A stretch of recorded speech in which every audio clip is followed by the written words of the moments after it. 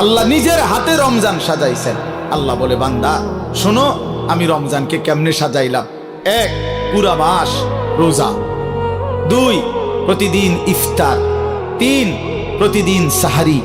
4, প্রতিদিন 20 রাকাত তারাবি। 5, শেষ দশকে এতেকাফ। 6, শেষ দশকের বেজর রাত্রিতে শবে কদর। এরপরে 7, একটা নফল একটা ফরজের সমান। 8, একটা ফরজ 70টা ফরজের সমান। 9, প্রথম দশক রহমত। 10, মাঝখানের দশক মাগফিরাত। 11, শেষ দশক জাহান্নাম থেকে মুক্তি। আল্লাহ বলেন, জান্নাতের দরজা খুলে দিলাম, জাহান্নামের দরজা বন্ধ করে দিলাম, সমস্ত শয়তানগুলোকে শেকলে বন্দী করে দিলাম, চারিদিক দিয়া গোলাইয়া সব গুছাইয়া বান্দা রাস্তা কেবল একটা